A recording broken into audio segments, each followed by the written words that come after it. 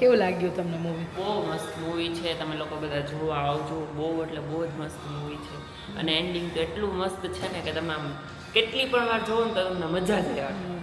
સારું મૂવી હતું અને મમ્મીની બહુ ઈચ્છા હતી જોવાની, તો કેવું રહ્યું? એકદમ જોરદાર, એમ લાગતું હતું કે હું ત્યાં પહોંચી ગઈ.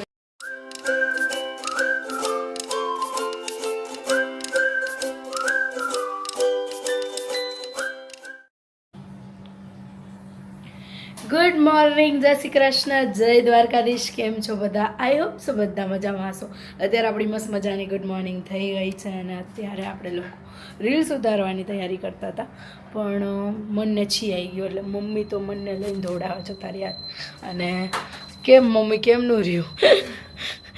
તૈયાર થતા હતા, સાડી પહેરીને તો સાડી પહેરી લીધી હોય, તૈયાર થઈ ગઈ હોય, પછી જ આ ભાઈ કરે કઈ એવું ટાઈમ ફિક્સ ના હોય, નક્કી ના હોય બિચારાને જ્યારે આવે ત્યારે.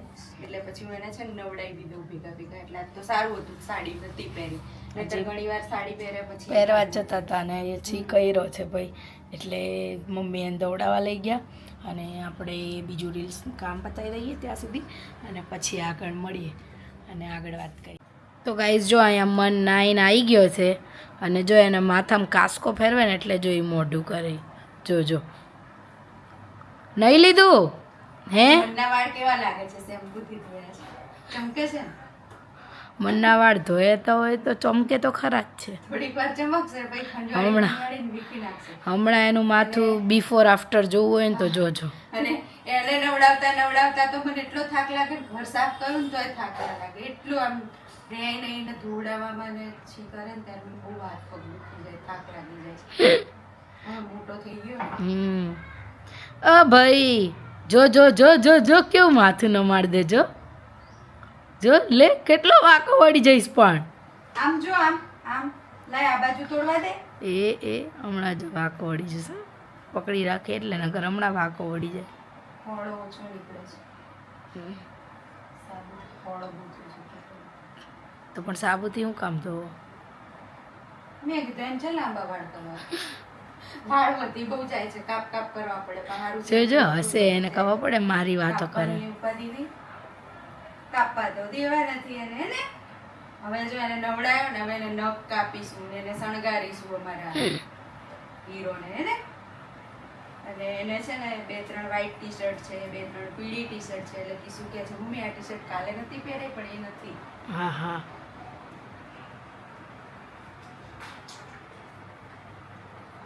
ગાઈસ જો અત્યારે મમ્મી એને બધાએ જમી લીધું છે, મન સૂતો છે અને મમ્મીને જાય છે એક વિડીયો ઉતારવા માટે અને કીસુ ને બંને જાય છે ને કીસુ? એટલે એ આ શું બાંધસ?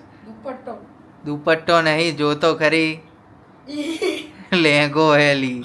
આવું નાવું કામ આ સેફ દુપટ્ટો છે, હું અંદરથી લઈ કાઢીને બાંધવા જતી હતી સીધી. હા પણ આવો દુપટ્ટો હોય પણ કઈ એ દુપટ્ટો આ થોડો હોય, જોવા તો ખરું ને. પણ મેં એવું જોયું જ નહીં. આમ અંકેલેલો હતો બરોબર, પહેલાના ઠીક લાઈટોનો જો આમ હતું આમ. તો હવે આમાં શું ખબર પડે? મેં આમ લઈને સીધું આમ બાંધવા જ માંડી. આયા જોયું જ નહીં કે શું એમ. એ રામ વાળીનો નહીં દુપટ્ટો ન મળ્યો. દુપટ્ટો ગોત હવે એવો. ગાઈસ રીલ ઉતારવા જઈએ છે અત્યારે એક નવી જગ્યાએ અને કંઈક નવું આવી રહ્યું છે રીલમાં અને બસ જઈએ છીએ ત્યાં જઈને બતાવીશું ને, કેમ કે રીલ આવશે ને એટલે તમને ખબર પડી જશે શું નવું આવે છે. તો ગાઈસ અત્યારે અમે લોકો પિક્ચર જોવા આવ્યા હતા, મતલબ કે રાજા શિવાજી આજે આવ્યું એ. અને જો અમારી સાથે આજે કોણ છે?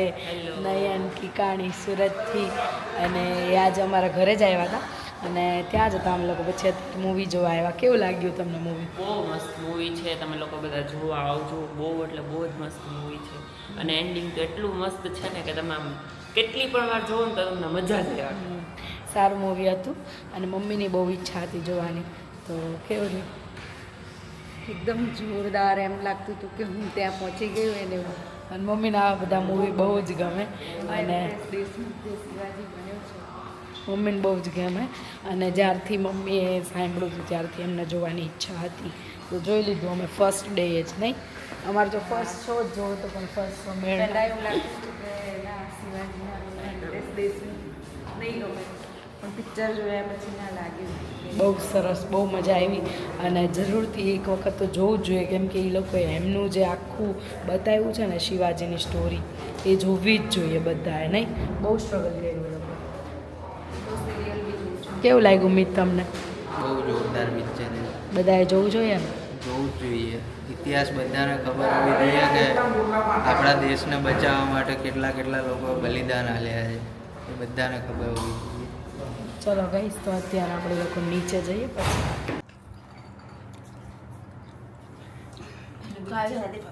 રાત્રે 12:30 વાગે પિક્ચર પતાવીને અમે લોકો જો ચોળાફળીને નાસ્તો કરીએ અને નયનભાઈને ચોળાફળી ખવડાવી. કેવી લાગી પૂછો? કેવી બહુ છે? મસ્ત. અમે તો સુરતમાં કોઈ દિવસ ખાધી નથી, આ પહેલી વાર ખાઉં છું.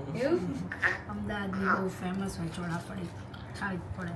અને ચટણી એની બહુ મસ્ત હોય અને એમને જો ચટણી બહુ ભાવી. પણ આપણા સુરતમાં તો ભાવતી જ તો ગાઈસ જો અત્યારે અમે રાતના વાગ્યા છે, કેટલા વાગ્યા નયનભાઈ જુઓ તો? ભાગવામાં તો હા 2:50 થઈ છે. જો અહીંયા દેખાય 50 થઈ છે. 2:50 થઈ છે, ગાડીમાં દેખાય છે. અને અમે નીકળ્યા છીએ અમદાવાદમાં રખડવા માટે. અને કેવું લાગ્યું નયનભાઈ અમદાવાદ? તમારું અમદાવાદ એક નંબર, બહુ મજા આવી. આમ મજા આવી ગઈ ને? એન્જોય. તો અમે નયનભાઈને 2 જણા જો અહીંયા રખડવા નીકળ્યા છીએ અને હવે રખડી અને જઈએ છીએ ઘર બાજુ. અને રાતે થઈ ગયું છે મોડું અને થઈ ગયો છે સન્નાટો એકદમ, નહીં? હવે ઊંઘ પણ હઉ, એટલી જોરદાર આવે ઊંઘ છે. આવે ઘરે છે. જઈને સૂઈ જાવ. એટલે હવે ઘરે જઈ અને સૂઈ જઈશું અને કાલ સવારે બ્લોગમાં મળીશું. તો આ બ્લોગનો અત્યારે જ એન્ડ કરીએ છીએ. તો અમારા બ્લોગ ગમતા હોય તો જોતા રહેજો અમારા બ્લોગ અને અમને સબસ્ક્રાઈબ કરવાનું ભૂલતા નહીં જો હજુ ના કર્યા હોય તો.